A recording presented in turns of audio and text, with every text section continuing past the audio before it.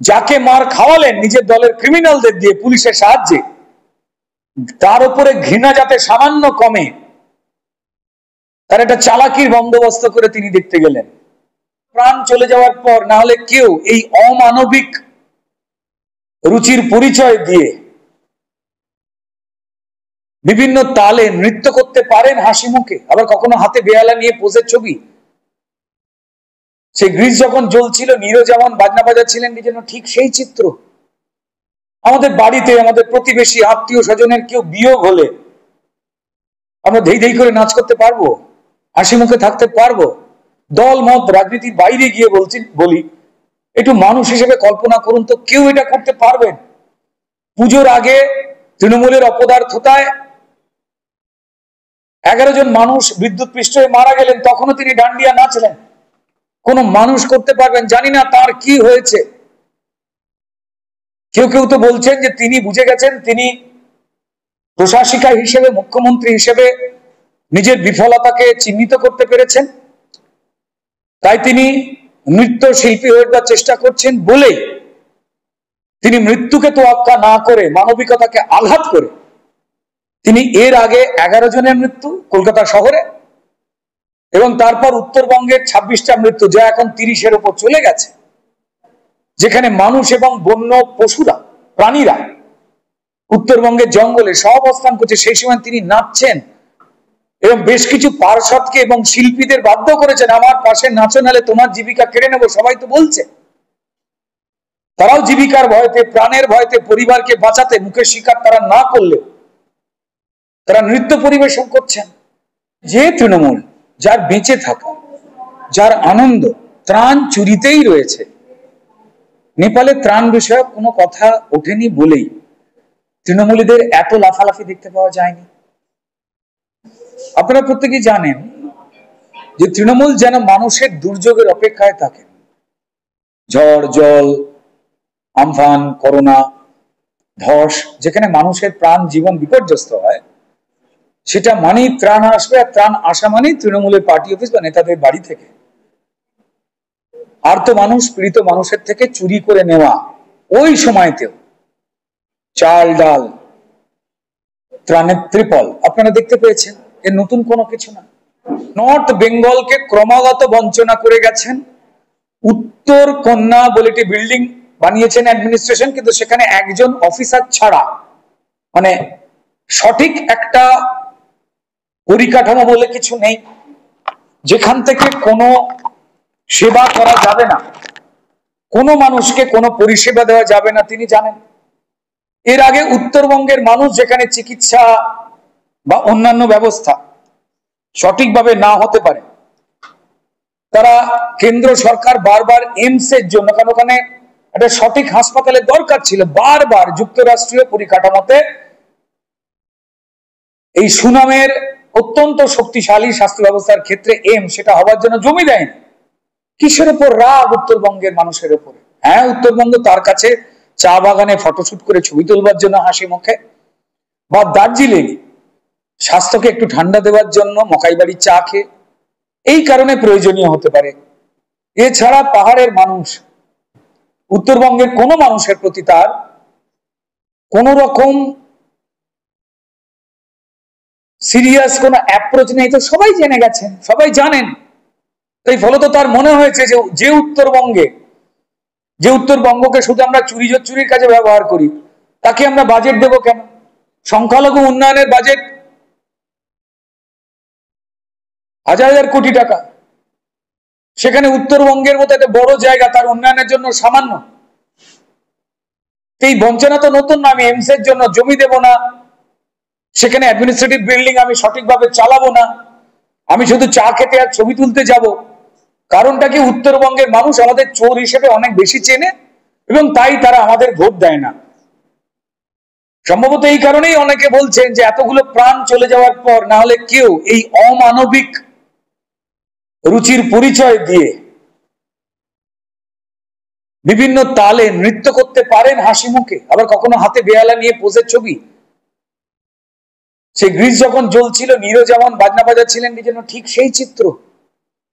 আমাদের বাড়িতে আমাদের প্রতিবেশী আত্মীয় স্বজনের কেউ বিয়োগ হলে আমরা ধেই ধেই করে নাচ করতে পারবো, হাসি মুখে থাকতে পারবো?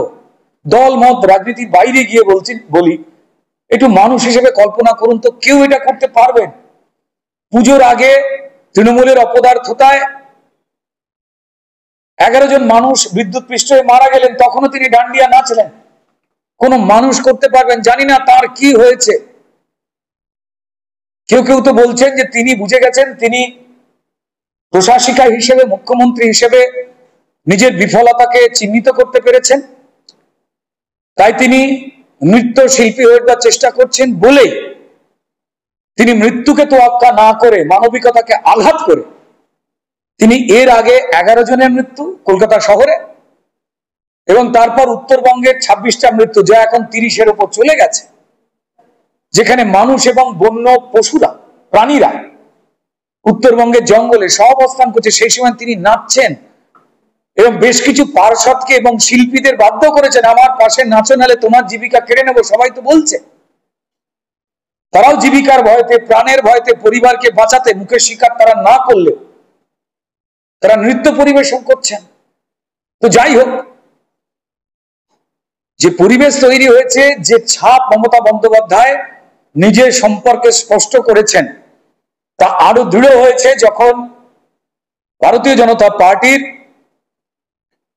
জনজাতি, উপজাতি, প্রান্তিক মানুষ খগেন মুর্মু এবং এমএলএ শঙ্কর ঘোষ, সম্মানীয় সভাপতি, তারা যখন নাগরাকাটায় মানুষের দুর্দশা দেখে ত্রাণের বন্দোবস্ত করতে গেছেন, সেখানে তৃণমূলীয় ক্রিমিনালদের দিয়ে জনগণ সাজিয়ে যা পদ্ধতি বারবার তৃণমূল প্রয়োগ করে, যেমন 2021-এ আমিও দক্ষিণ কলকাতায় করোনার পর যখন ত্রাণ দিতে বেরিয়েছিলাম, সেম ভাবে আমাকে মারা হয়েছে এবং পুলিশ দাঁড়িয়ে তখন দেখছিল, এবং ঠিক এই কারণে এইভাবে একই সিলেবাস খগেন বাবুকে রক্তাক্ত করা হলো এবং পুলিশ দাঁড়িয়ে দেখলো। ওরা যদি গ্রামবাসী হতো, এতক্ষণে তৃণমূল অ্যারেস্ট করে ফেলতো। কিন্তু যেহেতু তৃণমূল নেত্রী, তার নাম মমতা বন্দ্যোপাধ্যায়, তাই তার কর্মীরা ইট মারছে, এবং এই পুলিশের মন্ত্রীর নাম মমতা বন্দ্যোপাধ্যায়, তারা ইট মারা দেখছে। তারা তৃণমূল কর্মীকে তো গ্রেপ্তার করবে না, কারণ ক্রিমিনাল আর পুলিশ তাদের সহাবস্থানে মমতা বন্দ্যোপাধ্যায় এবং তাদের সরকার কোন রকমে 2021-এর নেওয়া ভুয়ো ভোটটায় টিকে আছে, যা 26-এর শেষ হতে চলেছে। তাই তারা কোথাও বিভ্রান্ত হয়ে পড়েছেন, ভুলও বকে ফেলছেন।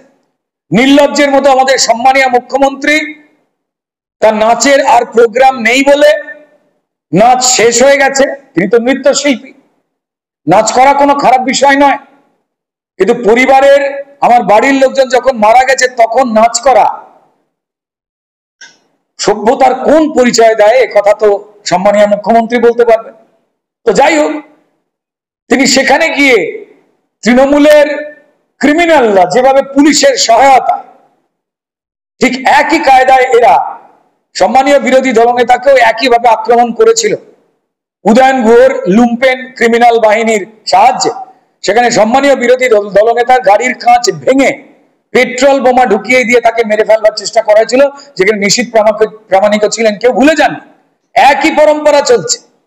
মানুষের কাছে যাওয়া যাবে না, মানুষকে আমরা মারবো, লুট করব, তোমরা ত্রাণ দেবে না। মানুষ যত আর্ত থাকবে, যত খিদে পাবে, তার পেটে হয়তো এতটা চাল দরকার, তারপর খিদে যখন মরে যাবে তখন বাকি ভাতটা আমরা চুরি করে নিয়ে এক দানা দেব, মানুষ আমাদের দিকেই তাকিয়ে থাকবে। এটা তার পরিকল্পনা।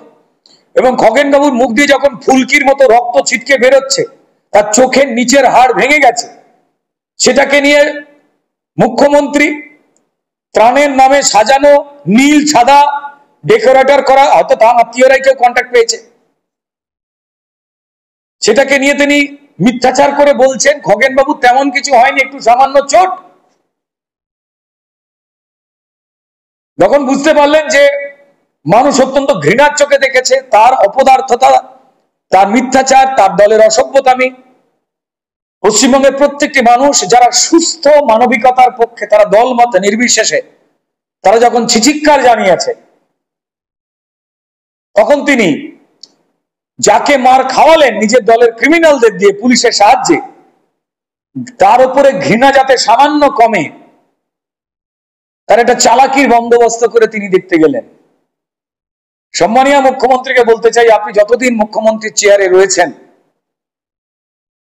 ততদিন এই ঘটনা ঘটছে। আসলে পশ্চিমবঙ্গের সবকটা মানুষই তো প্রায় সম্মানীয় এমপি খগেন মুর্মু, কারো রক্তক্ষরণ বাইরে হচ্ছে আর তৃণমূলের অত্যাচারে কারো রক্তক্ষরণ বুকের ভেতরে হচ্ছে। তারা চায় মানুষের পাশে দাঁড়ানো মানুষ, মানুষের হয়ে কথা বলা মানুষ, অন্যায়ের বিরুদ্ধে কথা বলা মানুষ প্রত্যেককে মেরে থেঁতলে রক্তাক্ত করে দিতে, নিজেই মারবেন, তারপর নিজেই দেখা করতে যাবেন আর মিডিয়ার সামনে সে মিথ্যা কথা বলবেন, কানের পাশে একটু ছড়ে গেছে। আমি জানি না সম্মানীয় মুখ্যমন্ত্রীর কি হয়েছে, সবাই ক্ষমতায় আসে আবার সময় অনুযায়ী কেউ চলে যায়।